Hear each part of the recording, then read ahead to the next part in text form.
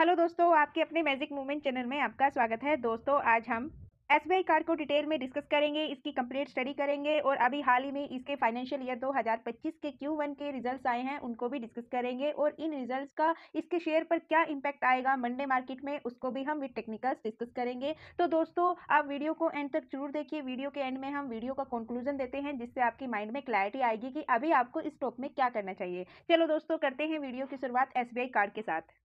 SBI card and payment services limited एक non banking financial company है जो RBI से रजिस्टर्ड है, यानी एक ये एनबीएफसी कंपनी है जो स्टेट बैंक ऑफ इंडिया यानी एसबीआई की एक सब्सिडरी है। और दोस्तों, इसका हेडक्वार्टर गुड़गांव में है। इस कंपनी का मार्केट कैप 68,000 सीआर। इसका स्टॉक भी 28.5। इसका स्टॉक भी अंडर वैल्यूड है अपने पीयर्स के कंपैरिजन में। और दोस्तों, इसके रिजल्ट्स को डिस्कस करते हैं क्यू ऑन क्यू बेसिस पर भी और वाई ऑन वाई बेसिस पर भी। तो दोस्तों, इसकी सेल्स 11% के साथ अप गई वाई ऑन वाई बेसिस पर। लास्ट जून क्वार्टर में 3900 की थी और अभी 4300 की। और अगर क्यू ऑन क्यू बेसिस पर देखें तो थोड़ा सा jump Q on Q basis पर भी है। और प्रॉफिट मार्जिन की बात करें तो 16% के साथ प्रॉफिट मार्जिन अप गए वाई ऑन वाई बेसिस पर। लास्ट जून में 1200 के थे और अभी 1400 के। लेकिन क्यू ऑन क्यू बेसिस से कंपेयर करें तो दोस्तों, इसके प्रॉफिट मार्जिन डाउन गए। लास्ट क्वार्टर में 1500 के प्रॉफिट मार्जिन थे और अभी ओनली 1400 के। तो दोस्तों, नेट प्रॉफिट की बात करें वो स्टेबल रहा पिछले जून क्वार्टर के कंपैरिजन में। लास्ट जून क्वार्टर में 593 था और अभी 594। क्यू ऑन क्यू बेसिस में इसके नेट प्रॉफिट डाउन गए। अर्निंग पर शेयर में भी कोई चेंज नहीं है। और दोस्तों, मार्केट की एक्सपेक्टेशन इसकी 680 सीआर की थी प्रॉफिट की, लेकिन इसने वो भी डाउन दी। तो मार्केट की एक्सपेक्टेशन से भी नंबर डाउन रहे, यानी मार्केट की एक्सपेक्टेशन को भी इसने मिस किया। तो बाकी लास्ट 4 क्वार्टर्स को भी कंपेयर कर लेते हैं और एनुअल रिजल्ट्स को भी कंपेयर कर लेते हैं। तो दोस्तों, कंपनी के लास्ट 4 क्वार्टर्स के रिजल्ट्स को कंपेयर कर लेते हैं। कंपनी का रिवेन्यू 4000 था और अभी 4300। क्यू ऑन क्यू बेसिस पर कंपनी का रिवेन्यू ओवरऑल इंक्रीज हुआ है। और बात करें नेट प्रॉफिट की तो सितंबर 2023 में 603 के प्रॉफिट थे और अभी 594 के। लेकिन जो नेट प्रॉफिट है वो डाउन गए क्यू ऑन क्यू बेसिस पर।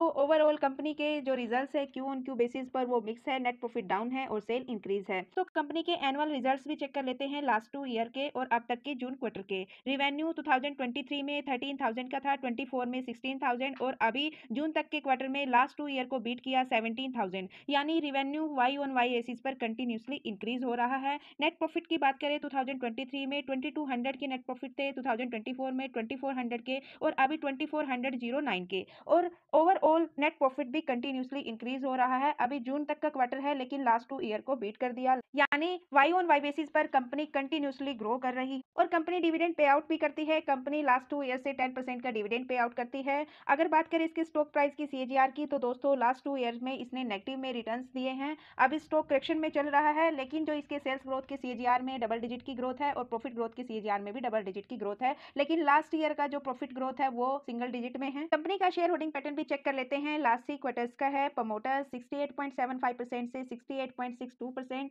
यहाँ पर प्रमोटर्स ने थोड़ी सी प्रॉफिट बुकिंग की Q4 में भी और फाइनेंशियल ईयर 2025 के Q1 में भी। एफआईज 9.35% से 8.72%। यहाँ पर एफआईज ने ओवरऑल प्रॉफिट बुकिंग की, लेकिन अगर कंपेयर करें लास्ट Q4 से तो दोस्तों, उसके कंपैरिजन में यहाँ पर एफआईज ने बाइंग की। डीआईज 16.27% से 16.54% और डीआईज ने भी ओवरऑल बाइंग की। लेकिन अगर कंपेयर करें लास्ट Q4 से तो डीआईज ने यहाँ पर थोड़ी सी प्रॉफिट बुकिंग की। पब्लिक 5.62% से 6.11% और पब्लिक ने कंटिन्यूसली लास्ट 2 क्वार्टर से इसमें बाइंग की। दोस्तों, ये कंपनी फाइनेंस सेक्टर से है और इन एनबीएफसीज के साथ इसका कंपटीशन है। ये इसकी पीयर्स कंपनी है। यहाँ पर आप इसकी पी कंपेयर कर सकते हो इसकी कंपटीटर कंपनी से। लेकिन अगर ओवरऑल एनालिस्ट रेटिंग की तरफ से देखें तो यहाँ पर 26 एनालिस्ट की तरफ से रेटिंग है, जिसमें से 12% एनालिस्ट ने इसमें बाइंग की रेटिंग दी और 15% ने आउट परफॉर्म करने की, 31 ने होल्ड करने की और 35% ने अंडर परफॉर्म करने की और ओनली 8% ने इसमें सेल रेटिंग दी। और दोस्तों, अगर बात करें इसकी रिटर्न्स की तो दोस्तों, लास्ट 3 ईयर से ये कंपनी लिस्टेड है स्टॉक मार्केट में। लास्ट 3 ईयर्स में इसने 29% की नेगेटिव रिटर्न्स दिए और लास्ट 2 ईयर में -19% के रिटर्न्स दिए और लास्ट ईयर में -17% के रिटर्न्स दिए। 6, 3 और 1 मंथ में भी इसने नेगेटिव रिटर्न्स दिए।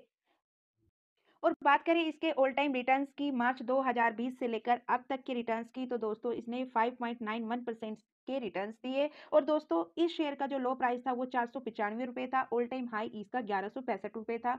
और अभी जो स्टॉक ट्रेड कर रहा है वो 721 रुपये पर ट्रेड कर रहा है। दोस्तों, एसबीआई कार्ड एक मिड कैप कंपनी है जिसमें लो रिस्क है।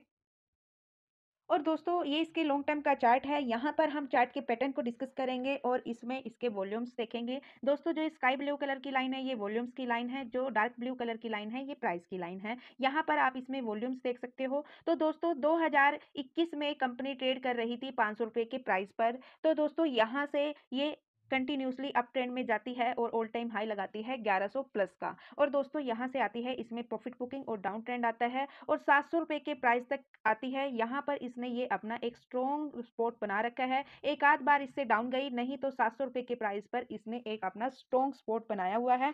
यहीं से ये बाय बैक कर रही है। पहले 700 रुपये के प्राइस से बाय बैक करती है, 950 रुपये तक पहुंचती है, लेकिन यहाँ से फिर प्रॉफिट बुकिंग, फिर दोबारा इस सपोर्ट को रिस्पेक्ट देती है, फिर 900 रुपये की प्राइस तक जाती है, फिर प्रॉफिट बुकिंग और फिर दोस्तों यहाँ से ये अब कंटिन्यूसली डाउन ट्रेंड में है 900 रुपये के प्राइस से, लेकिन 700 रुपये का सपोर्ट है जो वो मेंटेन किया हुआ है। तो दोस्तों अभी इसके नंबर भी डाउन आए हैं मार्केट की एक्सपेक्टेशन से। तो बाकी हम इसके सपोर्ट रेजिस्टेंस को हम इसके टेक्निकल चार्ट में डिस्कस करते हैं। तो दोस्तों अभी हमने इसके लॉन्ग टर्म के चार्ट को डिस्कस किया। यहाँ पर हम सपोर्ट रेजिस्टेंस और नेक्स्ट टारगेट की बात करेंगे। तो अभी स्टॉक जो ट्रेड कर रहा है वो 721 रुपये 70 पैसे पर ट्रेड कर रहा है अपने सपोर्ट और रेजिस्टेंस के बीच में। जो इसका फर्स्ट रेजिस्टेंस रहेगा वो 779 रुपये का रहेगा। और दोस्तों ये जो डिसेंडिंग लाइन है ये इसकी रेजिस्टेंस की लाइन है। यहाँ पर रेजिस्टेंस, यहाँ पर रेजिस्टेंस, और जब भी इस लाइन को टच किया इसने तो वहाँ से इसमें प्रॉफिट बुकिंग आई। तो अभी 779 रुपये का इसका फर्स्ट रेजिस्टेंस बनेगा इस लाइन के अकॉर्डिंग, सेकंड रेजिस्टेंस बनेगा 900 का, और थर्ड रेजिस्टेंस बनेगा इसका 1000 का, और फोर्थ रेजिस्टेंस बनेगा इसका 1161 रुपये का। तो दोस्तों ये बात की बात है, जब ये यहाँ से कवर करेगी तो ये यू शेप रिकवरी करेगी। लेकिन दोस्तों यू शेप रिकवरी करने के लिए इसको जो ये डिसेंडिंग लाइन है रेजिस्टेंस की 790 का रेजिस्टेंस है, अगर इससे ऊपर सस्टेन होती है तो दोस्तों हम मानेंगे कि अभी यू शेप रिकवरी करने के लिए रेडी है। तो दोस्तों अभी तो इसके जो नंबर है वो मार्केट की एक्सपेक्टेशन से भी डाउन गए, और दोस्तों शायद इसमें मंडे थोड़ी प्रॉफिट बुकिंग हो, और देखते हैं दोस्तों इससे मंडे पर क्या इंपैक्ट आता है, क्योंकि सेल मार्केट की एक्सपेक्टेशन से अप गई और प्रॉफिट है वो डाउन गए। तो दोस्तों बात करें इसके नेक्स्ट टारगेट की, शॉर्ट टर्म वालों के लिए जो नेक्स्ट टारगेट रहेंगे वो 850 का रहेगा, और लॉन्ग टर्म के लिए जो नेक्स्ट टारगेट रहेंगे दोस्तों वो 1100 के रहेंगे। बाकी हम इसके बाइंग सेलिंग लेवल को इसके कंक्लूजन में डिस्कस करते हैं। हमने इसके बिजनेस को डिस्कस किया, इसके बेसिक फंडामेंटल्स को डिस्कस किया, इसके टेक्निकल चार्ट को स्टडी किया, इसके शेयर होल्डिंग पैटर्न को चेक किया। कंक्लूजन दोस्तों, अगर कोई इस कंपनी में इंटरेस्टेड है और फ्रेश बाइंग करना चाहता है या फिर एड ऑन करना चाहता है, तो दोस्तों मेरे ओपिनियन से अगर मंडे को ये 700 तक जाता है या उससे डाउन 650 तक जाता है दोस्तों, जो ये पिंक कलर की लाइन है ये इसका बाइंग जोन है। यहाँ पर आप इसमें बाइंग कर सकते हो और चाहो तो दोस्तों एड ऑन भी कर सकते हो। और दोस्तों अगर कोई इस कंपनी में प्रॉफिटेबल है, प्रॉफिट बुकिंग करना चाहता है, तो दोस्तों उसको अभी इसके 789 रुपये के लेवल के ब्रेक होने का वेट करना चाहिए। और दोस्तों अगर कोई इसमें लॉस में है तो दोस्तों तो भी वो इसमें बने रहिए, पैनिक में आकर सेल मत कीजिए। लॉन्ग टर्म के लिए स्टॉक बहुत अच्छा है दोस्तों। लॉन्ग टर्म के लिए अगर आप होल्ड रखोगे तो आपको मल्टी बैगर रिटर्न्स देगा दोस्तों। कंपनी के फंडामेंटल्स स्ट्रॉन्ग है, और दोस्तों एफआईज डीआईज की भी बाइंग है। लेकिन दोस्तों ये वीडियो एजुकेशनल पर्पज से है, मेरी तरफ से किसी भी स्टॉक के लिए कोई रिकमेंडेशन नहीं है। तो दोस्तों ये थी एसबीआई कार्ड की कंप्लीट स्टडी। तो दोस्तों यदि वीडियो आपको पसंद आए, यदि वीडियो से कुछ सीखने को मिला, तो प्लीज़ लाइक कीजिए, शेयर कीजिए और कमेंट कीजिए। और दोस्तों यदि वीडियो में आपको कुछ कमी नजर आए तो प्लीज़ उसका भी फीडबैक दीजिए, कमेंट कीजिए। और दोस्तों यदि आप चैनल पर नए हो तो प्लीज़ चैनल को सब्सक्राइब कीजिए, बेल आइकन को प्रेस कीजिए। अब तक हमारे साथ बने रहने के लिए बहुत बहुत धन्यवाद दोस्तों। मिलते हैं नेक्स्ट वीडियो में, तब तक के लिए बाय बाय दोस्तों। हेलो दोस्तों, लाइक कर दो प्लीज।